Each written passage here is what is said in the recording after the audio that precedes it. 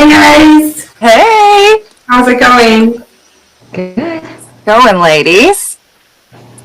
Did y'all know that it's National Barbie Day? Yes, I did, but did you know that Barbie's not her real name? It's actually her nickname. I know it was Barbara, right? Yes, her full name is Barbara Millicent Roberts, and she's from, I think, Willows, Wisconsin, and premiered in 1959, and that makes her 66 years old today. Did you believe that? 66 years old? I did do a little research, and Ken wasn't till 2 years later. Ooh, do we know why Ken came on the scene? That was what I was going to get to is, did you want to go ahead and talk about why you believe that Barbie was originally created? Yeah, I actually learned this from the Barbie movie, and the point of Barbie coming out was to empower young girls that they could be anything they want to be. And so if you look at Barbie throughout history, there's lawyer Barbie and teacher Barbie and just all sorts of things. You know, way back in the 60s the 50s when she came out, it's like being a woman is about getting married and having babies. And this was kind of making a new path for girls that they could make their life whatever they wanted. Yes, and they could have the pink cars and the pink house and the pink hills and still be credible in society, right? Yeah. That's amazing, and it has been a week. And welcome back to Tangled Heartstrings. I can't wait to get this episode started. Are you ladies ready?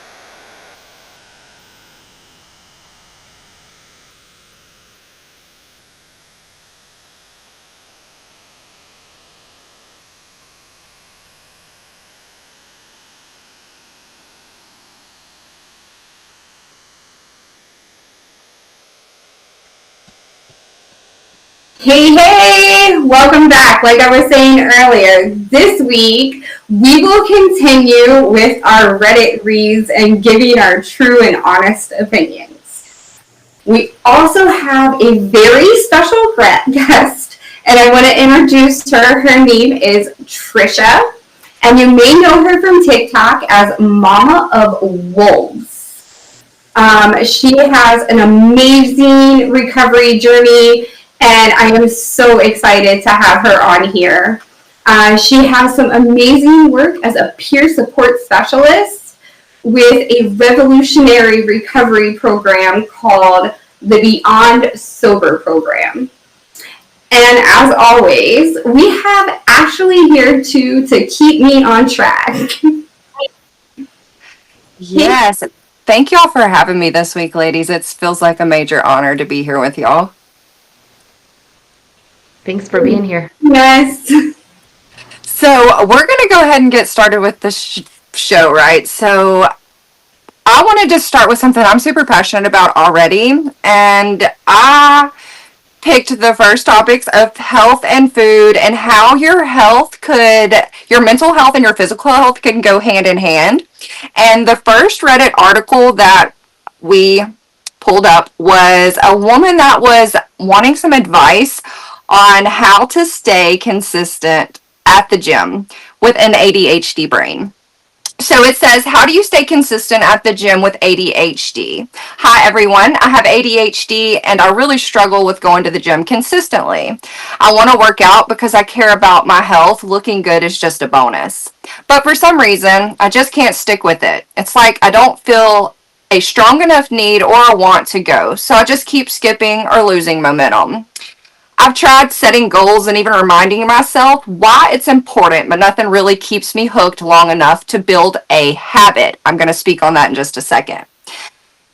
Does anyone else with ADHD deal with this? What has helped you stay consistent and actually enjoy working out? I'd love any tips, whether it be a mindset shift, yes indeed, external cues or motivators, or specific gym routines that would work well with the ADHD brain. Well, this is something I speak on a consistent basis on my platform. And what we have to do is we have to be knowledgeable. And when we gain knowledge, we gain power over our mindsets. And when you work with scientific facts, such as it only takes approximately 60 days to form a habit that's going to be sustained.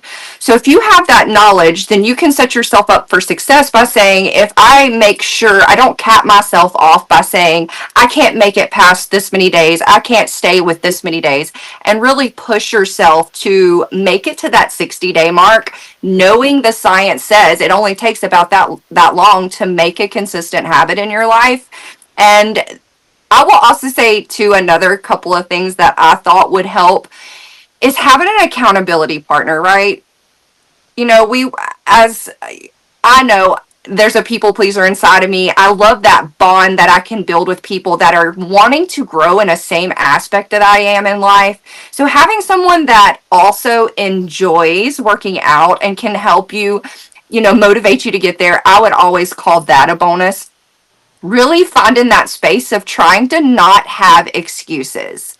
Like, I know any anxiety brain, PTSD brain, any kind of mental health struggle brain, ADHD brain, there's always a struggle there. And we just have to find how to navigate our brain and understanding and having the knowledge that, it only takes about 65 to 67 repetitive times of telling your brain something before the neural pathways literally start to change. So with that knowledge of the 65-ish days, then we can make it more of a habit, more of a routine. And again, of course, staying consistent is always going to be key. Yeah, I totally agree about the accountability partner, because I'm very independent and I do a lot of things on my own. But when it comes to doing things that I should do that I don't feel like doing, I am very good at putting those off if I don't have to be accountable to anybody. So for me, the accountability is huge. And that doesn't mean going to the gym with somebody, because the time that I can go to the gym doesn't match up with other people in my life. But it's a daily check-in. And I do this with my food too, and my eating habits is I'll text someone and be like, my friend Laura, I'll be like, here's what I'm having for lunch today. I'm having a salad and I paired it up with a side of Brussels sprouts and a chicken breast. and I know this is going to give me energy. And so we kind of give each other ideas and bounce it off of each other. And then my friend Cassie will text me and say, I'm going to get 20 minutes in at the gym today. It's not a lot, but it's something. And so even if you're not going at the same time or doing the same thing, you can have someone that you're sharing that with, and you guys can motivate each other.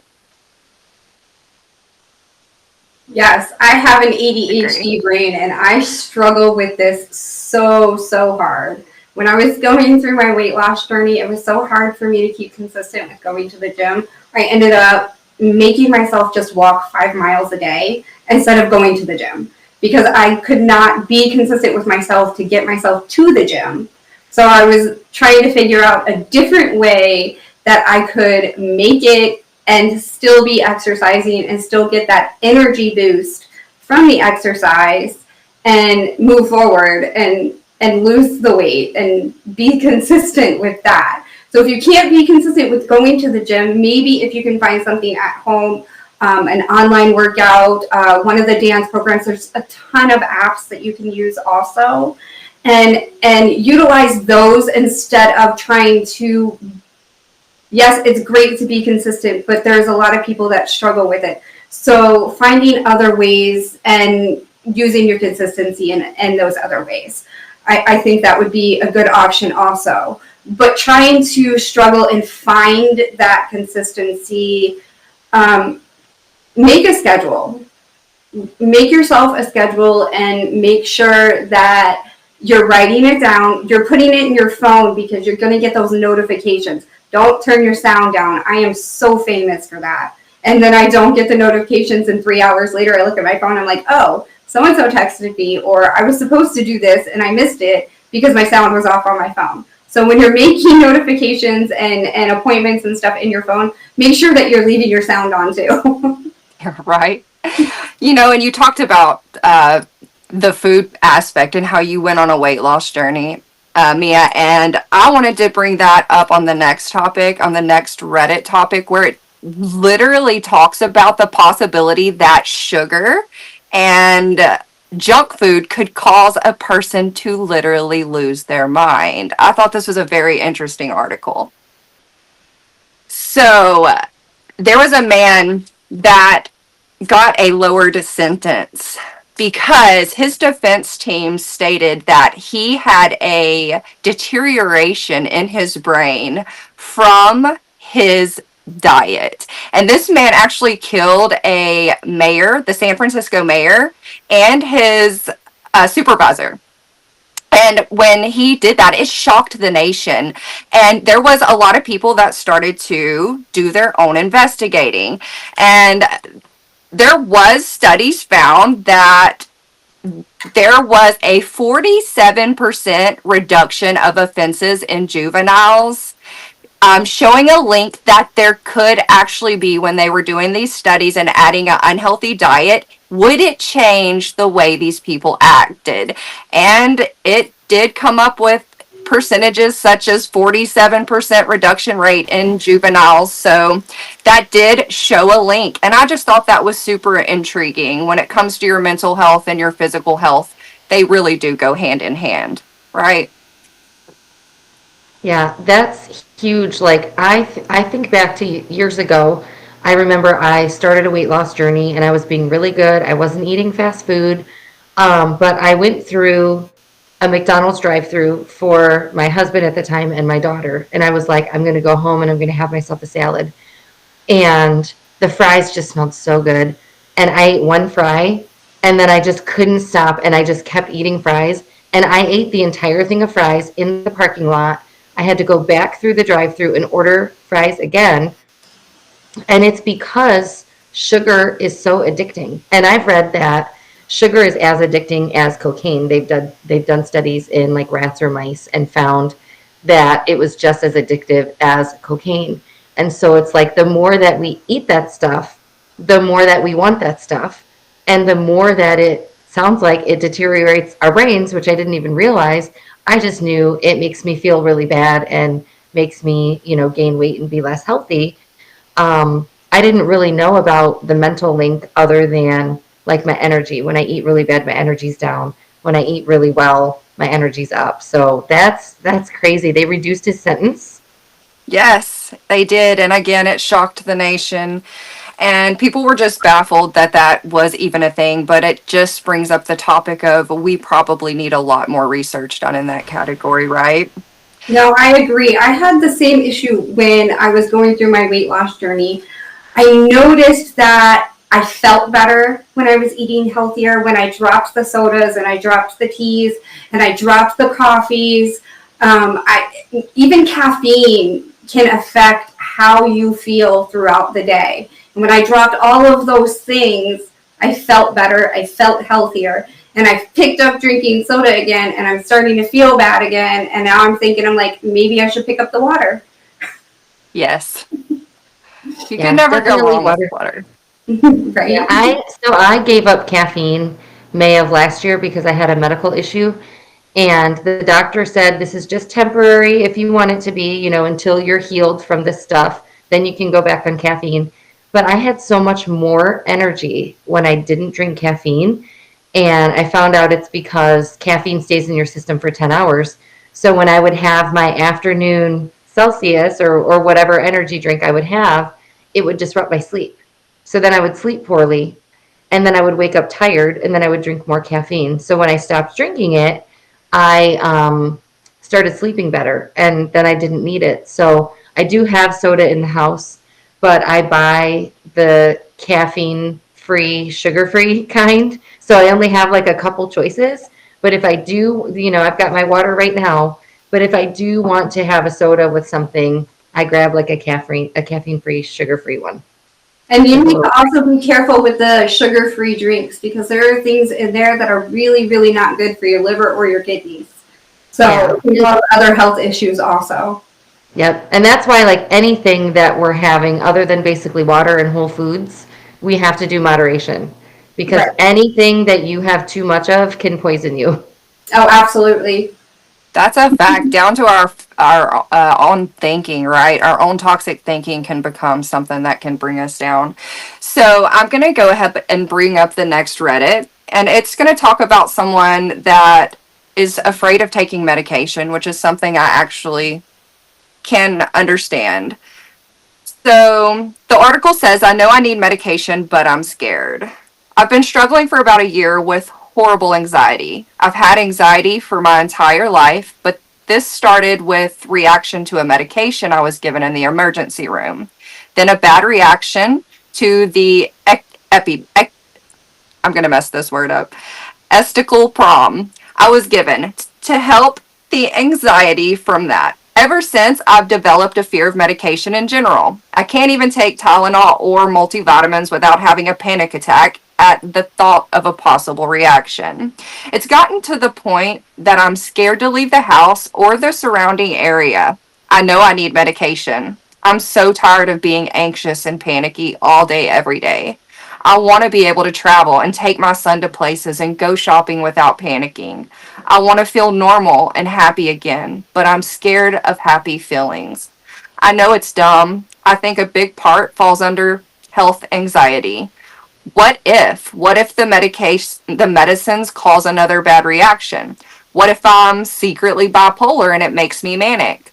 I've read so many reviews from people who have bipolar that were put on just another antidepressant or were thrown into a manic episode, and that terrifies me. I'm not diagnosed bipolar, and the only time I think I was ever manic was when I was on too high of a dosage of gabapentin when I first started trailing my anxiety medications close to 10 years ago. I also know it's dumb to read bad reviews of medications when I already have anxiety. I've tried therapy and self books and the CBT stuff. Nothing's helped, so I know I need some kind of medication at this point. This is long and rambling, and I'm sorry, but I need some outside perspective. How do I get over this fear, and where do I start? So that was a lot to take in, right? First, I want to start with something I teach my community, the Wolfpack, on my lives on a daily basis. And that is you can what if yourself into even more anxiety and even more anxiety And what I have found a tool to use is learning how to genuinely stay in the now moment, this moment where our feet are, and not allowing ourselves to what if, because the reality of it is 90%, 90 to 95% even of what we worry about doesn't even happen.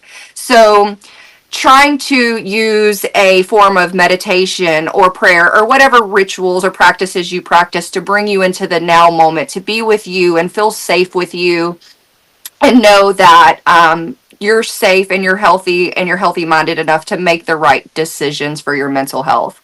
And also, something I would probably suggest to this person, as I am a mentor, would be that to try to find someone to speak to these topics on that you feel a trust with, because that bond has to be built to where you feel you can be comfortable enough to tell your mentor, counselor, psychologist, therapist your true feelings, so you can really get to the bottom of how to and if you need a medication and what medications that would be, and taking that scared low vibration word scary away from it, and really, trusting that the professionals can help you. I could have written that Reddit, to be honest with you. I had such a horrible reaction, and I was on a lot of medications I shouldn't have been on. Which, when I finally came off of them and went cold turkey, and some of them were narcotics I should have never been on. And when I finally came off of them and realized that, the doctors were just trying to push pills towards me. And that's how I feel. Everybody has their own opinion and are welcome to their own opinion, and I won't change their opinions about it, but that's just my feeling behind it. So I don't take Tylenol. I don't do any medications. I use cannabis, which saved my life, and then we'll get into that on another episode, I'm sure. It's not something we'll discuss right now, but I think my way of really working through that anxiety is any medication that a doctor started to mention to me. I did my research. I made sure that I knew all of the side effects and possibly which ones would really affect me out of experience of what I've experienced with other medications in that class category. So, my biggest suggestion on somebody that has anxiety with medication is not research it. Definitely put your research in there and ask people that are in similar situations, have similar health issues as you, not necessarily same as you, but similar. Ask them how they've reacted to the medication, what their doctors have, if you haven't discussed it with your doctor. Ask them what their doctors have said about it, because you're uncomfortable speaking to your own doctor. So it's somebody that you trust and that this medication has been successful for them, and it could be possibly successful for you. So doing your research, even with anxiety, is so, so important. And yes, it's going to create a little bit more anxiety, but at the end of the day, you're going to feel better about it because you're going to have a lot more information about the medications. And you will hear me continue to say this probably throughout this entire live, is we become more powerful with more knowledge. And that's knowledge with anything, the things that we're going through, the demons we're fighting, even with the trust factor and trying to find someone you trust. You're not going to be able to do that by not stepping out of your comfort zone a little bit to try to find who is your fit. Is it a mentor? Is it a psychologist? Is it a doctor? There's so many options. Just finding what works for you. And I think having a recovery community that's recovering from just about everything, being able to say, I respect the way you choose to recover and what works for you, can elevate us into a more beautiful recovery for everyone, because what works for one person isn't going to work for everybody, just like you said with the cannabis.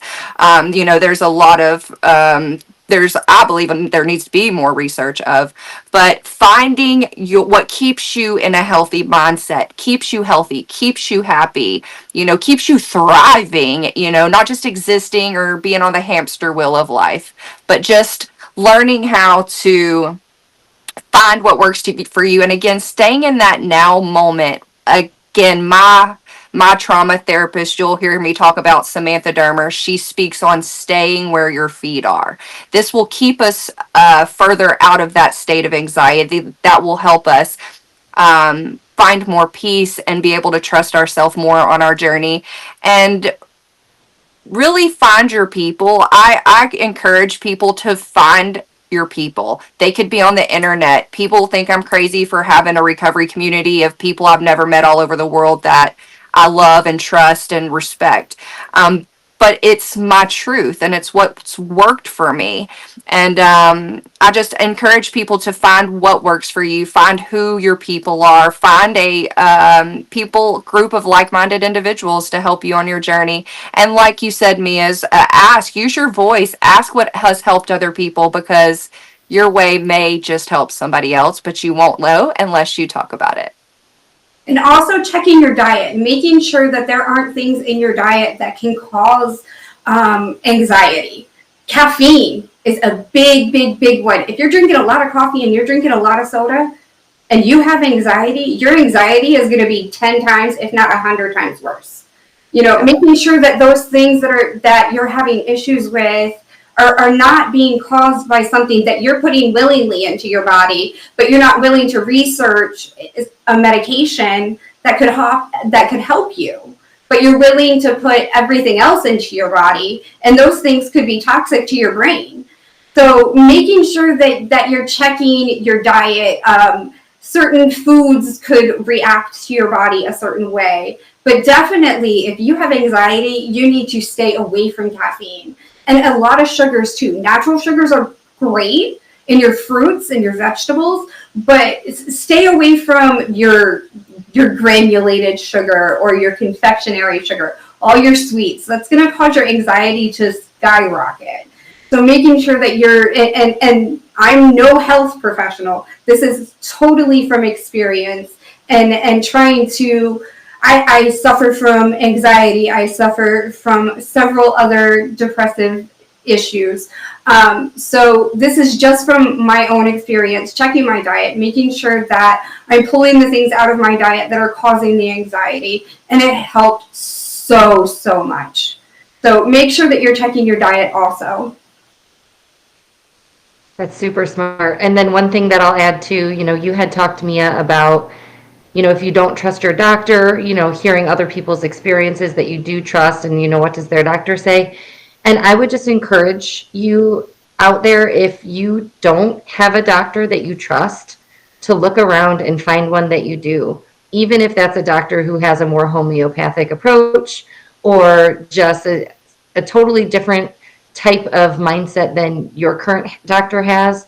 A lot of doctors might be more old school and they're close to retirement. And then you may have somebody new who's maybe more thinking outside the box. But just kind of shopping around for a doctor that is a good fit for you, because you should have somebody that you trust and that you feel like you can take their word. And then just like Trisha was saying, most of the side effects don't ever happen to most people. And so, do your research, as Mia was saying, see what all possibilities there are, but don't be afraid to take a step. Try one pill, try one Tylenol and see, do I have any of the side effects? Does this help me? Does this make me feel better? And just take little baby steps to get to the point of where you want to be. Someone close to me, when she was in high school, was diagnosed with agoraphobia, which is a fear of leaving the house. And her anxiety just got so out of control. She couldn't leave the house. She had to be homeschooled. And this was back in the early 2000s, before homeschool was like the thing. And today she's in her 30s. She's married. They have a child. She has a job. Like, she's out and about all the time because she was able to take baby steps and work through that. So, whoever you are writing this Reddit, we know that you could get there too with baby steps. Absolutely. We're going to we're gonna stay on subject with the anxiety, and I saw another Reddit that I would really like to read, and maybe help this person also. It says, I've been suffering from health anxiety for 20 years, but within the last month, it has gotten much worse. For some reason, whenever I order takeout, I become paranoid that the delivery person spit in my food. The other day, I ordered some food and I'm convinced that the delivery person spit in it because it made me nauseated a few minutes after eating it, and because it left a weird aftertaste in my mouth. I can't stop thinking about it. It's driving me crazy. Could you imagine ordering food and having that fear that every single time it's being delivered that somebody has messed with it? At this point, with that type of anxiety, my suggestion to the person that wrote this edit would 100% be go to the grocery store. Please make your own food because you need to eat, and having that fear is going to give you an aversion to food, and it's going to cause you to have other issues. You're going to lose weight. You're going to become unhealthy because you're not eating. So go to the grocery store, buy some healthy foods. Even if you can't think of anything to make, there are plenty of grocery shopping programs that you can do online. And if you're single, you can do them by yourself. And it's a super quick, simple, easy meal to make on your own at home. I highly suggest that to any of our young viewers or any single viewers. I'm not going to name any of them, but I know you have heard the names of most of them. See, I was going to say, go get the takeout yourself. I didn't even think about actually go to the grocery store and eat something healthy instead of the garbage you were probably, if you're like me, the garbage you were going to order and have delivered. But going along those lines, Mia, the grocery store by me has pre-made healthy meals for like 10 or 15 bucks. And it might be like 20 or 25 if it's for two people, but it'll have like a meat and a veggie or a pasta. And all you do is stick it in the oven. And then you have a delicious, healthy meal. You know that nobody has spit in it. You haven't had to do all of the work, and you don't have to worry about it if you're not a good cook. I have a tendency to want to cook things too fast, and then I burn them. So that's a great suggestion. I like that suggestion a lot. There's actually a meal prep place in my area called Red Apron, and I find myself there a lot through my health journey. When I went on my health journey as well, it was mind, body, spirit, soul. And so that was a part for me too. Not necessarily the anxiety of what could be in my food abnormal, but what could be in there that was put in there on purpose by humans that's not supposed to be in there, right? So once I started to eat that food as well, it is insane how everything started to taste so different that I can literally taste a home cooked meal from Red Apron and compare it to a old hamburger from a y'all know the places, and really taste the difference, in the chemicals that they put in the food. But with this Reddit, bringing it back more towards our mindset here, this is something that is clinically proven to be, very, very hard to deal with. I actually mentor a couple of people on this subject, and being able to reprogram your mind a little bit and challenge your mindset by saying, because when you set yourself up by saying, you already convinced yourself there's spit in the food. You've convinced your mind there's spit in the food, that's it. But if you can reprogram your mind the exact same way you did to program it to believe that there was spit in the food, you can reprogram your mind to believe there isn't spit in the food. You have to be willing to put in that work and acknowledge that not everything is the exact same way. Not everyone's going to be treated the same. Not every food's going to be touched the same and processed the same. And try to pull those negative things out and replace them with positive things as much as you can. And that's just genuinely a part of rewiring your brain no matter what. It only takes 65 to 67 repetitive times of telling your silly little brain something before it starts to believe it anyway. That's science. So we want to tell ourselves there's not spit in the food. We want to tell ourselves, and actively choose to make healthier decisions, like you said, eating the food at home, cooking it yourself so you don't have that worry, setting yourself up for success, really. Absolutely. Setting yourself up for success is so important because, especially if you have anxiety, always saying the positive things that can happen and never, ever voicing out loud the negative things. Yes, we can think them in our brain, but voicing those out and saying those things out loud is putting it out into the world, and it's been ingrained into your brain. If it's just there as a thought, and you're not voicing it, that's exactly what it is. It's a thought. You're putting it out to the universe that there's going to be spit in your food when you say, oh my gosh, they spit in it. Yeah, you can actually voice the opposite of what your mind is saying, even if you don't believe it. As you start voicing it, you start believing it. It's almost like a fake it till you make it, but it's like you're tricking your brain to think the positive thing, just like when you're in a bad mood and you make yourself smile. And then you start to feel better.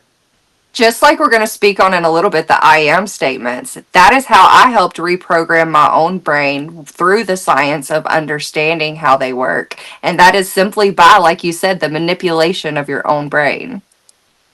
Yeah. All right, ladies, we're going to get a little bit spicy.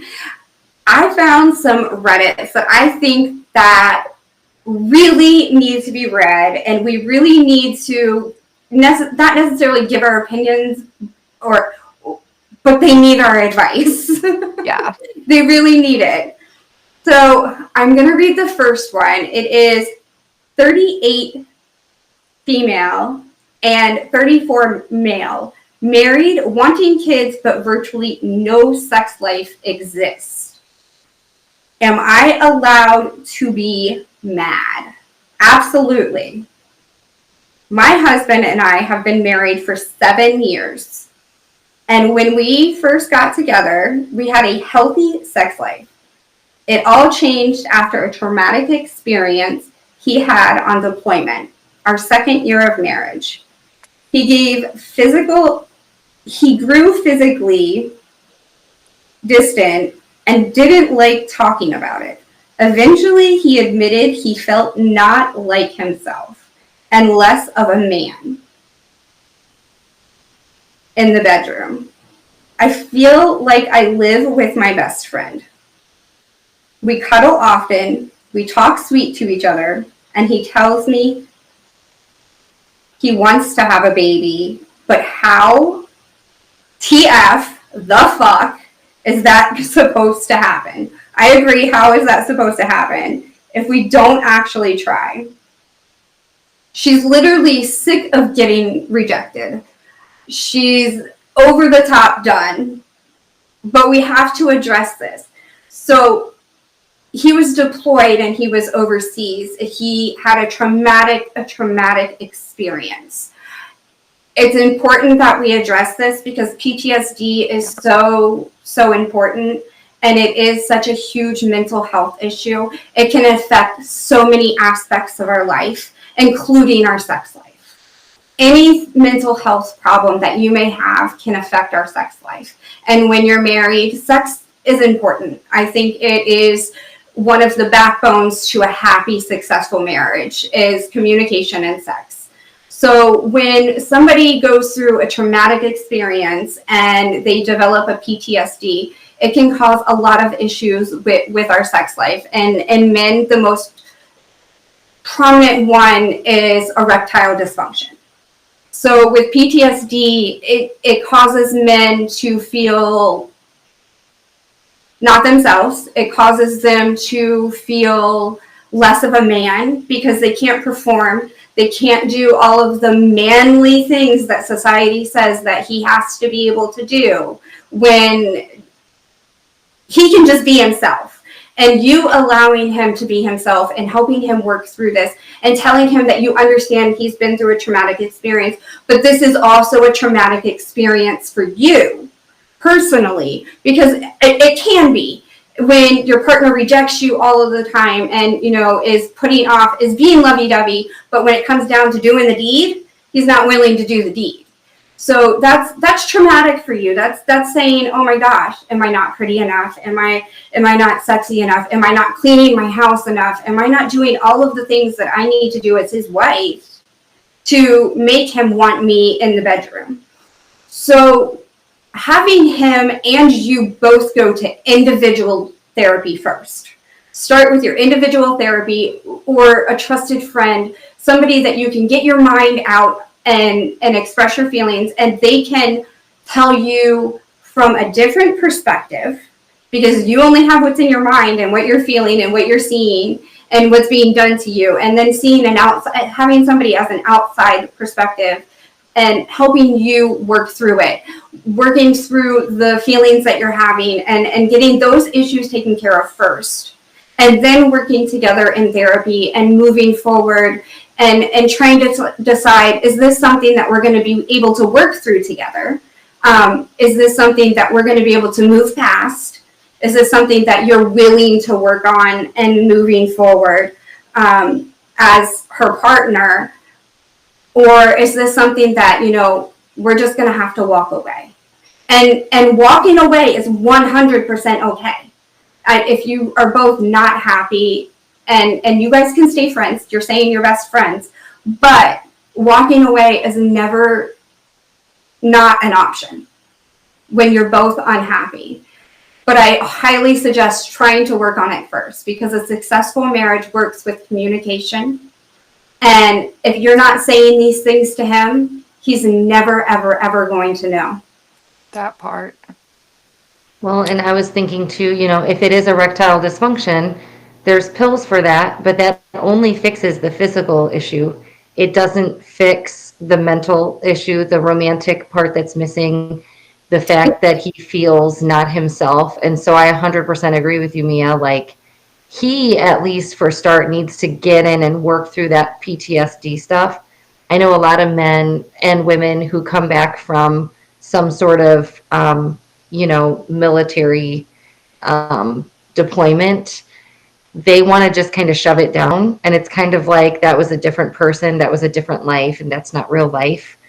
And they don't deal with it, and it trickles into the now. So I'm with you. And then I have been in a similar spot to her, and it is trauma, being rejected and wanting to be intimate with your partner and not being able to do that. So I think that therapy for both of them is a great idea. Absolutely. Pills, I'm going to hit on that really quick. With pills and men, and especially with this condition, they're uncomfortable. They're not going to, it's uncomfortable for them to talk to their doctors. So I wanted to mention really quick that you don't have to go talk to your doctor anymore. There are some amazing, I can't name any of them, but there are some amazing, amazing programs online that you can just do from your computer, from your phone, and you can get the pills, the creams. You can speak with a doctor that you never have to see. So it's completely, basically anonymous. And I highly suggest using that option if you're having those issues. I agree. And I thought, touching back on the trauma of it, understanding, like you said, this could be traumatizing on both aspects, and then really digging deep to find out whether or not you are really going to be in this for the long run for a baby. Because ultimately, if the end goal is a baby, what is going to be healthiest and the best situation to bring a baby into? Where is our mental health at, and should we even be bringing a baby into this situation? And that's not saying that they don't deserve a baby at all. It's just saying, can we get to a healthier space before we bring this, especially in our marriage? Because our marriage has to come before the baby as well. I know that's easier said than done with a lot of parents, but we're supposed to. And looking at it that way, you would want to dig deep and say, how can I understand you and your trauma, and vice versa? How can you understand mine? And again, that knowledge is going to help y'all either grow together or grow apart. I didn't even want to mention the baby, because in this situation, there shouldn't even be a thought of bringing a child into a marriage that is having so many difficulties, and her wanting to have the baby, that this is when she really truly needs to make that decision. Is she willing to stay and stop and look and try to work on the marriage, or does she really truly just need to walk away and make that decision so she can find somebody to have that baby that she wants so bad? An adoption. There is always adoption when it comes down to it. If y'all love each other, y'all have a loving, caring home. There are hundreds of thousands of babies that need families, and that can always be an option once they tackle their traumas together. I know a lot of couples that have stayed together and have no sex life, but that's a decision that they both made together. She's not making that decision for herself. He's making that decision for her. And so communication is so huge right here, and opening up and expressing those feelings to him, and trying to not do it in such a hurtful way because of his PTSD. And even if it just has to be through a letter, because some of us are uncomfortable with speaking to our partners when we're having such difficulties, write them a letter. Write them an email, a text message. You don't even have to be face-to-face when these things are said. I think it's important to talk face-to-face, but I know there's a lot of people out there that are uncomfortable with speaking face-to-face. So, through text message, through letters, through a phone conversation, if you're comfortable doing a phone conversation and you're not comfortable going face-to-face. That's actually something that I offer up to the people that I mentor going through that. It is sometimes easier to get it out on paper, get it on a text message. You can really get it all out and even evaluate it, and before you send it, and say, is this what I want to truly send? Is this what my heart says? Is this what my mind says? Do they go together? Are they aligned? But again, just trying to find that healthy balance of what we both need and what we both want. Definitely. Right, Ashley, I think we should go ahead and move on to that work Reddit that you read.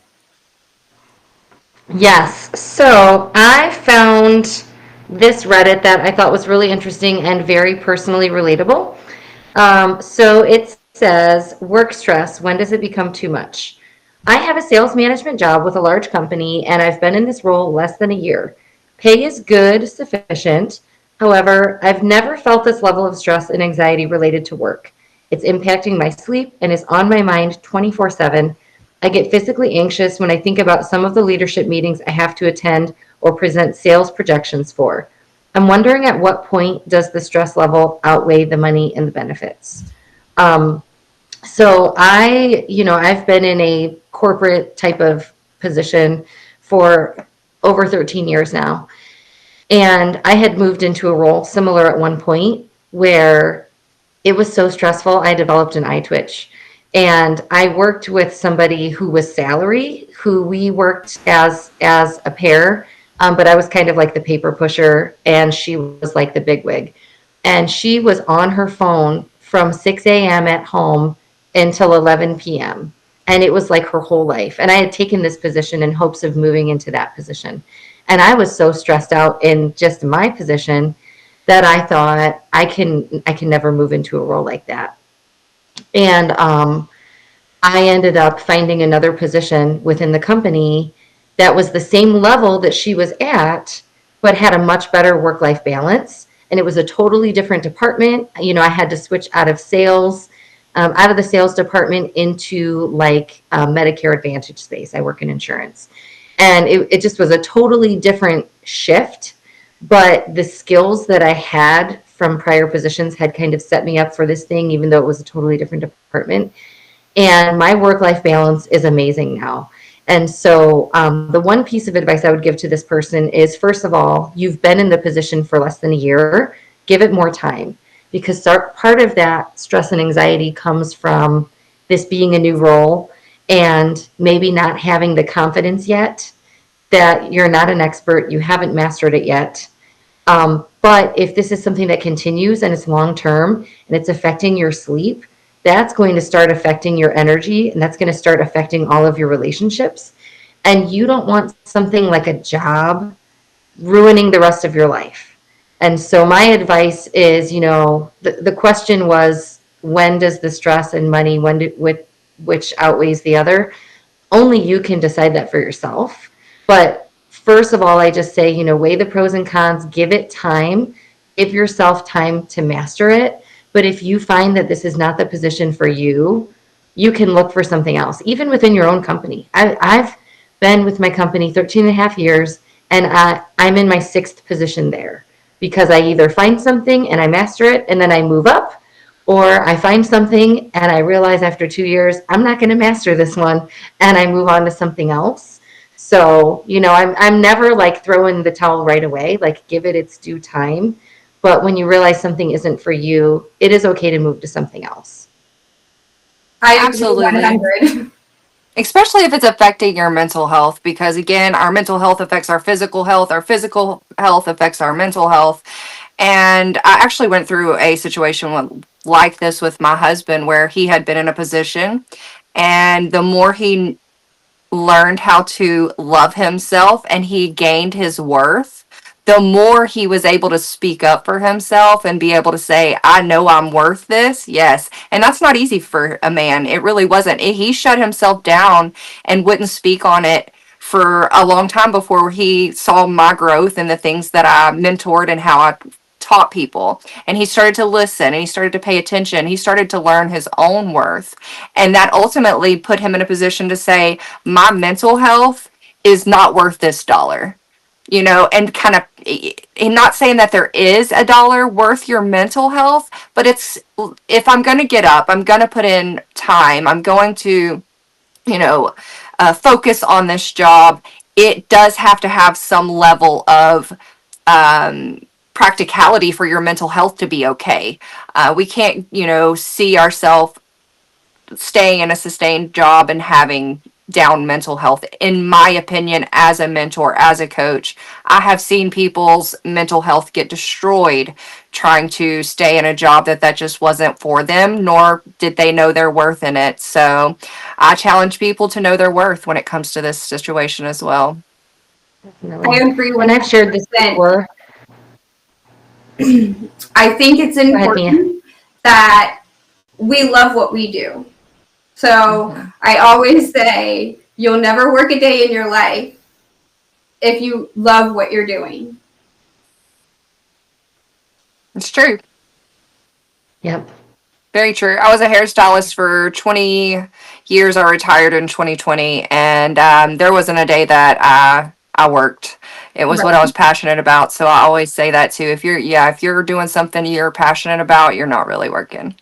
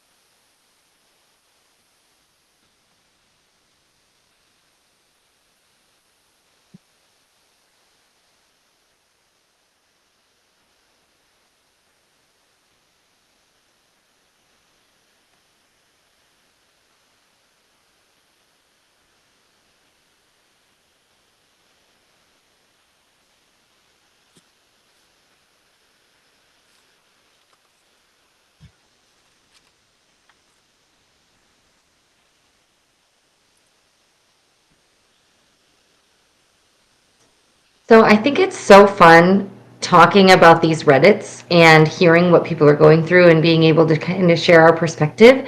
But I'd like to move into a section where we talk a little bit about self-care and like self-affirmation and empowerment. And so we've got our special guest, Trisha, Mama of Wolves, on with us today. And I know you had told us the other day that you do daily affirmations. So Yes, I can do. you share with us all a little bit more about what that looks like? Absolutely, I would love to. So, let me tell you the personal connection I have with affirmations, and this may get a little deep, so grab a tissue maybe. Um, when in the beginning of my recovery, first of all, 1,372 days ago, I was a walking dead woman from addiction to alcohol. And I joined a program called the Beyond Sober program that really did it different. It wasn't like any other program I had ever joined. And one of the first things we learned literally was 150 affirmations. And the reason why we were taught was the science. And you will hear me speak on it. Such a spiritual person, but I love to integrate science and spirituality. And one of the things that we learned was the science behind affirmations, which are simply I am statements. And what these I am statements do is they empower us, they give us confidence. And eventually, after we tell ourselves approximately, you heard me say this earlier, 65 to 67 repetitive times, we start to believe what we tell ourselves. So, in the beginning of my journey, I started to tell myself things like, I'm a powerful ex addict. By common sense and definition, I don't drink alcohol. Why would I associate myself with a word called addict when I don't consume?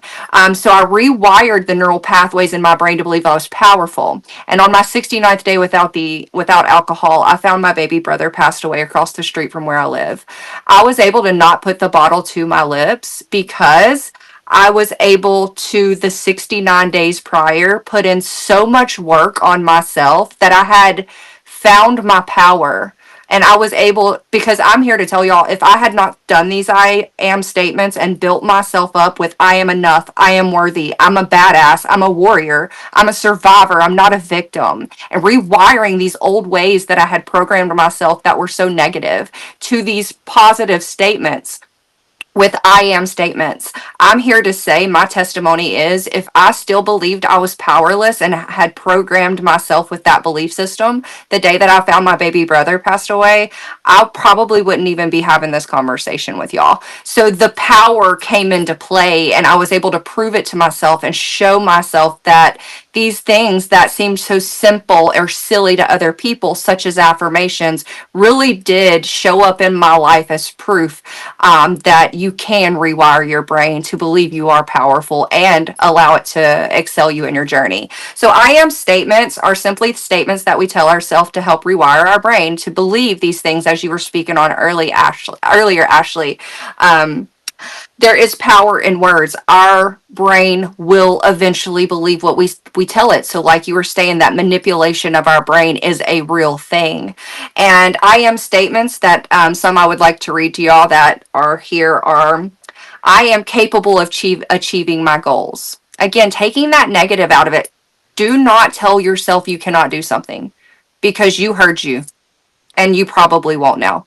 So things like I radiate love and positivity. One that I genuinely connected to is I am love, not I am loved. I am love. I am that vibration of love. I am worthy of love and respect. Yes, because if you respect you, you will not allow anyone else to disrespect you when you know your worth and you build you up with that confidence. Another I am statement here is I'm capable of facing any challenges that come my way. Look at your success rate. You have been here for how long and you have been successful for this long. So if you tell yourself, I have a 100% success rate, how does that sound in comparison to I failed today? So I am growing at my own pace. Your journey is yours. No one is here to dictate your life and it is yours and you owe no one an explanation for why you choose to live the life you are living, especially if you are doing better and being better, especially a better version of yourself. One on here is also, I am allowed to ask for what I need. We should all be able to use our voice and ask for what we need in life. And again, these words are I am statements that we're fueling ourselves with. We're trying to make ourselves believe these things. And the more we tell ourselves, the more we start to believe it. I am allowed to ask for what I need. I am safe and surrounded by love and support. Now, you will start to believe this, but I also encourage you to really surround yourself with love and support because you deserve it. Um, I am valued and helpful. And again, showing up for that, the more you show up, the more you tell yourself these things, the more you'll start to believe it. I belong here and I deserve to take up space. That one is very personal to me because there was a time where I didn't want to be here and I didn't want to take up space and I tried to take myself out of this world. So that one, fueling myself up with I deserve to be here. I deserve to tell my story. I deserve to use my voice. Those things have really empowered me. Um, and last but not least on here is I practice gratitude. Gratitude is something I encourage my community, the Wolfpack, to do on a daily basis. If you could start off even with gratitude, I am grateful I got another day because guess what? My baby brother didn't wake up this morning. He's forever 34. So in allowing us to wake up with thoughts of gratitude can excel us on our entire day. And all is yet to come. Yes, life is forever, and we are here learning together. We're learning new ways that our parents didn't teach us. It wasn't a generational thing to pass down. You build yourself up. You talk to yourself. What? People were called crazy that talk to themselves, right? I've been called worse, so I'm not afraid of that. But being able to acknowledge, hey, I need to love me. I need to tell myself the good things. And then once I started to do that, guess what I don't accept now? Ain't nobody going to talk to me worse than I talk to myself, honey. No. So that is what daily affirmations are. They are a way to empower you. They are a way to build your confidence. They are a way to literally rewire the neural pathways in your brain to believe what you tell it. And I encourage everyone to start with, I am enough. I am powerful. I am a warrior. Things you really want to start to believe in you. I agree with you. I was just gonna say, I'm going to throw in there, if you have toxic people in your life that are telling you negative things about yourself, cut them out immediately. Cut them out. Even if it's family, cut them out. You do not need toxicity, especially if you're thinking those things about yourself. You need positivity, not toxicity. So make sure you're cutting those people out of your life, or even if it's just for a small period of time for you to get better. Yes. yeah, and going along Ashley, with did you have something you wanted to say? sorry, what was it? I was just gonna say Oh, nothing. I was just asking. yeah, I am safe and surrounded by love and support. There are people that's maybe not true about right now. And I think spot on what Mia said, the people that are not love and support, they don't have to be in your inner circle. And Trisha, just looking at the community that you've built on TikTok of like a few 100,000 people, it's like there are such new and interesting ways that we can build community now. It doesn't mean that you have to go out in public and say, hey, do you want to be my friend? You know, when you're little, you're on the playground, everyone's your friend as long as they're your age and they want to play, right? But finding like-minded people, it can be something that you build through social media. They even have dating apps for finding friends. And so some dating apps have like a friends only where you can look for, you know, like a straight person can look for same-sex friendships. I tried it once years ago when I was trying to redo my friend circle, and I was not successful on there, but I know people who have been. So just really surround yourself with people who love and support you and speak those affirmations right back to you. Yes, and piggyback off of what Mia said, when we have these toxic people that we are attached to, and I want to reiterate the fact that it does not mean because you share blood with a human that you have to have that human in your life. And this doesn't mean you have to disconnect from them forever, but it does mean until someone can respect your healthy boundaries, respect your new way of life, respect your new mindset, then they can maybe come back in with their new ways to be able to be around you, because we're changing and we're growing into different people, and acknowledging that who we surround ourselves with matters. We will take on characteristics, mannerisms, traits, wording of the people we surround ourselves, even on social media. So being very vigilant about who we allow in our area, in our space, as we're growing into who we want to be, is also extremely important. Definitely. Absolutely.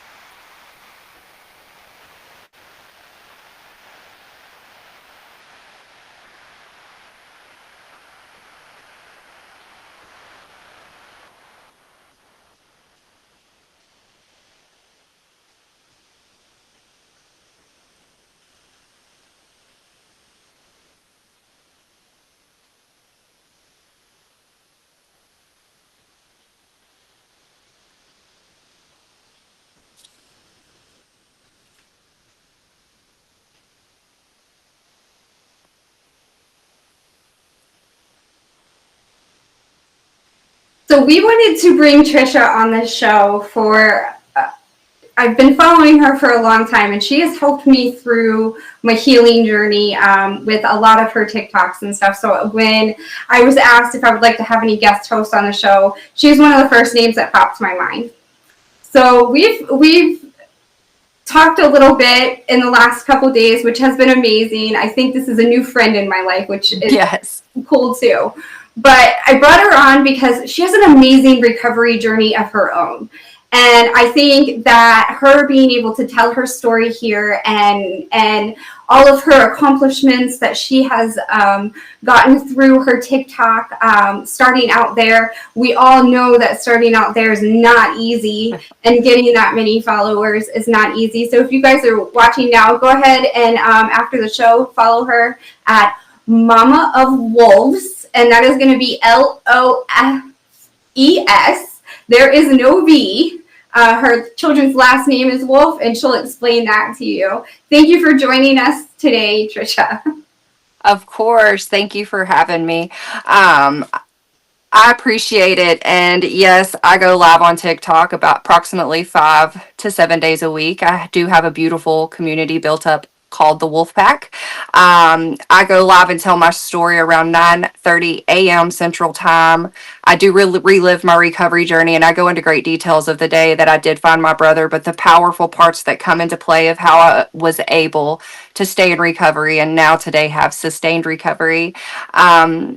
I also am a mentor, so reach out to me on either of my socials. Mama of Wolves, like she said, don't put a V in my name. You're never going to find me if you put a V in my name. Mama of Wolves. My children's last name is Wolf, WOLFE. You can combine them all you want. You're never going to put a V in their name. I love it when the grammar police come at me about that.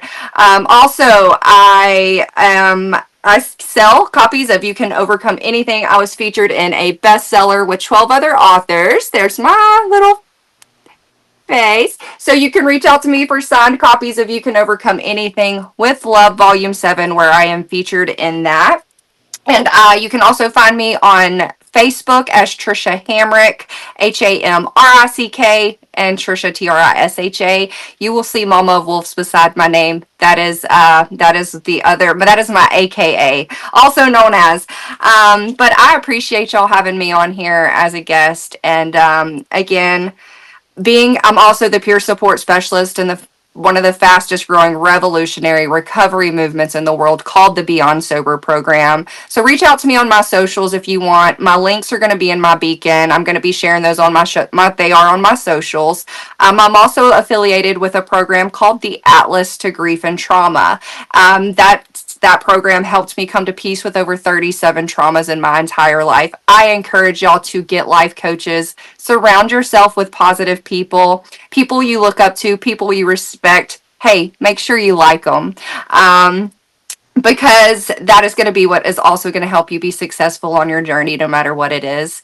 And with that, y'all can catch me also live on TikTok Tuesday, Wednesday, Friday. I do evolution work in my community, shadow work. And then on Thursdays, I do subscriber only lives to give back to the people that subscribe to me. So that is my full schedule for the week. And those are the things that I have going on. All links will be in my socials. But thank you for having me on here. This has been a blessing for sure. I also wanted to make sure we pass out that phone number that I do believe not enough people know. If you or someone you love is struggling with your mental health and you believe you're alone, that is not the case anymore. There is a phone number you can utilize called 988. If you call the phone number 988, someone will talk to you. You're never alone. So reach out for your own mental health. No one's coming to save you. It's not their job. Reach out so we know who we need to help. Thank you, Trisha. I wanted to ask you a question. So I'm new to discovering you, and so Mia may know the answer to this already, but for me and those watching, I know just from what you've shared, the trauma that you've gone through and all of that. But I'm curious, what drove you to TikTok? What made you say for the first time, I'm gonna post a video or I'm gonna go live? Like, how did you get to that point? I love that question. So I didn't know what was going to happen when I started to go live on TikTok. But what got me to that space was I had got on TikTok to laugh.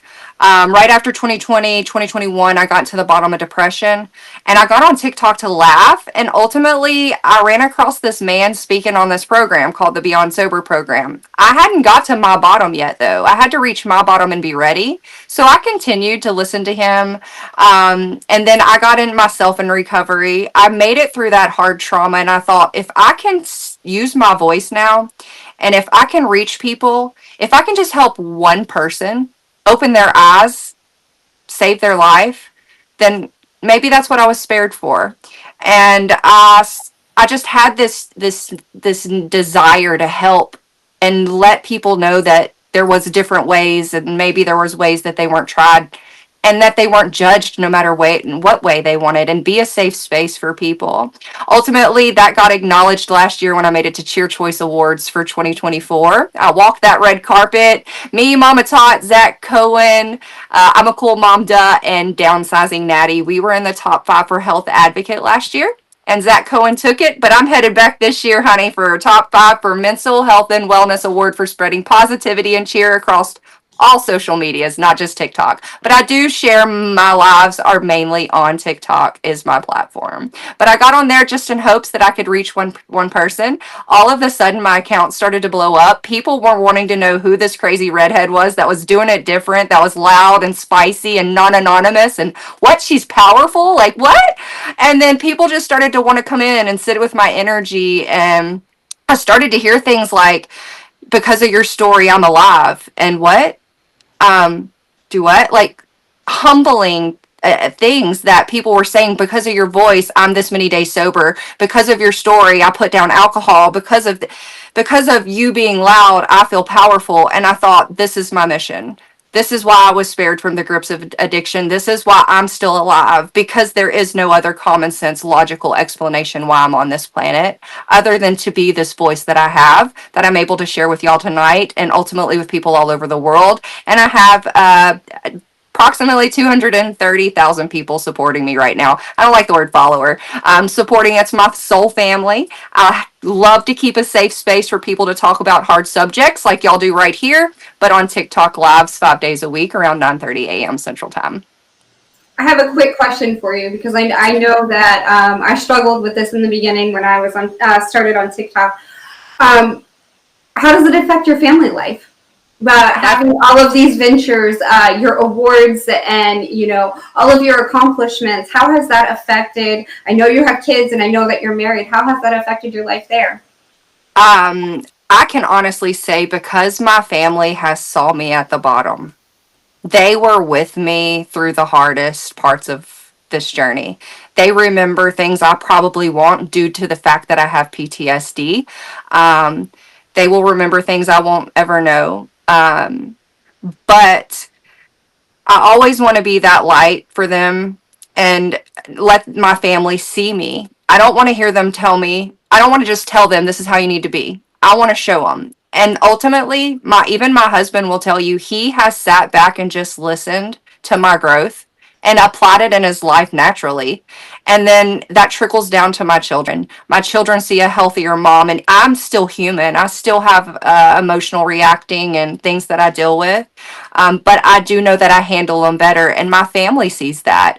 Now, social media, I am bold, I am blunt, I am honest, I'm real, authentic. And with that, my husband had to be okay with me being that person for the whole world to see, and me being able to say there is dedicated time though for my family, and that is from this time and to this time, and that's a healthy boundary, and making sure that I am prioritizing them and ultimately myself first, because self-care matters, and the more you take care of you, you fill your cup up, you can let that overflow with onto your family and friends. I will say I lost a lot of friends in recovery. When I started to be loud and I started to set healthy boundaries, I got called mean a lot, but ultimately using no as a statement and setting healthy boundaries, I disconnected pretty naturally from the people that weren't for me anymore, because if they didn't respect that, then they had to go anyway. So I'm honored to be able to be in this space and to have a platform and to have built so many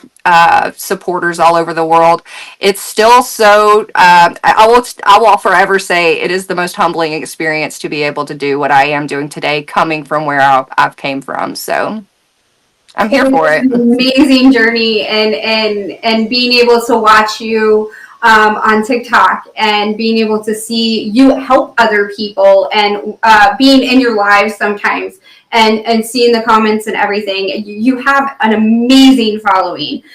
Your people are amazing. I know that you have issues sometimes, but we all have issues. There's always going to be that one person that comes out and says, hey, you're this, this, and this. And then you look at them and be like, well, I've said worse to myself. So, Exactly.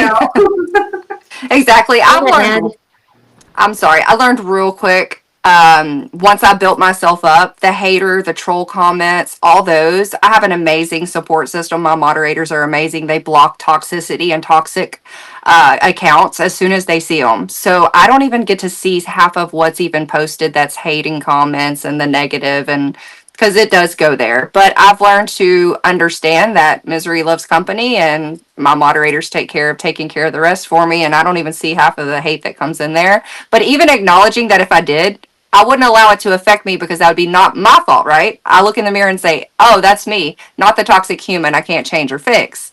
I can change how I react, and that is by not allowing a toxic human to affect me at all. So I have I one wanted to more share. question. Oh, go ahead, Mia. In the Beyond Sober program, I know you worked the steps, and now you're a peer mentor in that program. What can you say about that program that really made you say, oh my gosh, this is what I need. This is what Okay. is going to help me. So the fact that I was so programmed to believe I was powerless, and I was so programmed to believe I was an alcoholic forever. And when I realized that that wasn't even a fact, I started to question everything. Like, what has been told to me that's truth, and what is opinions, and what is. So when I found this man that had died from liver cirrhosis, came back, built a program based on science, there were no 12 steps. There was affirmations. There was things that were different. There was scientific facts. And that is what drove me, was to see a man that looked like the epitome of health, that still today lives with stage 4 liver cirrhosis. Cody Rain himself, the creator of the Beyond Sober program. Seeing him so healthy, happy, and at peace on TikTok, sharing his story, it went full circle.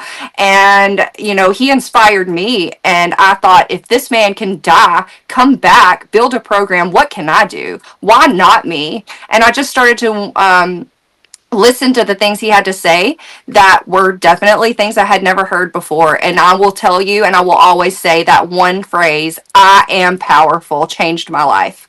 It changed my life hearing someone say, you can be powerful, Trisha. You shouldn't even tell yourself you're powerless. Your brain hears you, and then it will believe it. So Well, and your being powerful is, as you know, affecting other people. And I just wanted to share with you in the chat right here, Joy Churchwell commented, proud of Trisha. And she said, because of you, I feel I don't fear people from past bullying, which isn't even what you dealt with. But each person has their own trauma, and you are inspiring people in whatever their trauma is and teaching them that they are also powerful. Yes, because the reality of it is trauma and it is not comparable. Everyone believes their trauma is the worst. I say, it could be your pet, it could be your child, and people are still going to say this hurt me the same. So that's why we choose not to compare traumas or bond in my community. We really want to get to a solution, not necessarily harp on the negative of how the trauma. It's how we can get through it, how we can come to peace with it, how we can ultimately learn to turn that peace into a purpose, which is ultimately what I did. I turned it into my power, my purpose, by transmuting that addiction and that negativity into something so beautiful to be able to share it with other people. Can you tell me again how many days? 1,000? Of course, I would love to. And everybody asks me, are you ever going to stop counting days? I don't know that I will. And the reality of it is, I celebrate every single day I get on this planet because I was so close to death 1,372 days ago. I shouldn't be here. And I know that there is a higher calling for me, and it's kind of all falls into my lap now that I'm a healthier version of myself. I just kind of sit back and see what life has to offer. I learned the things I chased, they seem to hide. So I just kind of sit back and let life unfold for me now, knowing I'm going to get what I deserve. And again, that's a beautiful part of the piece, is knowing I deserve it and just allowing it to come to me and not forcing too much, but stepping out of your comfort zone enough to where you do get growth.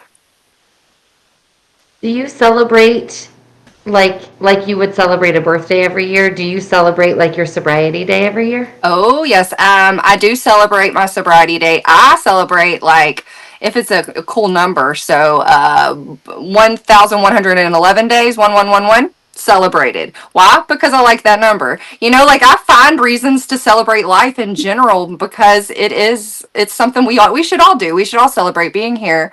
But being so close to death and my bottom, it has given me a new outlook on life, and that is to find the beauty, to find the peace, make the peace a priority, find the beauty in things, learn the lessons so that you don't have to get taught them over and over again, and really just learning how to thrive in the chaos, because the chaos is everywhere and it doesn't stop. We just learn how to get through it better. That's all. So for all of our viewers out there, if you're struggling with maybe an addiction, whether it be alcohol, drugs, maybe it's even you're struggling with anxiety, make sure that you're checking in with yourself. Mm-hmm. Make sure that you're asking yourself, what can I do for myself that will make my day better, will make my life better. There is nobody in this world that is going to walk up to you and say, what can I do for you that is going to make you happy enough to be here tomorrow? It's up to you. It's completely up to you 100%. And if you're thinking about that not being here tomorrow, like Trisha mentioned, use that 988 number. Nobody's going to ask you how you're doing.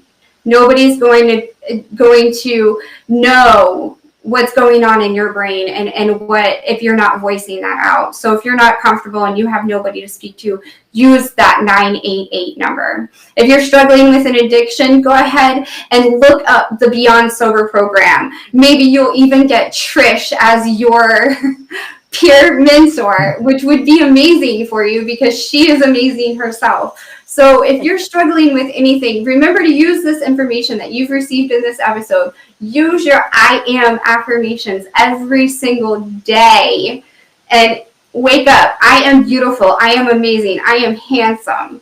The first thing I say to myself in the morning is this is going to be an amazing day. Nothing can ever make it not. And sometimes it does because we get into our own heads, but waking up and having that first thought in the morning, be like, this is going to be an amazing day.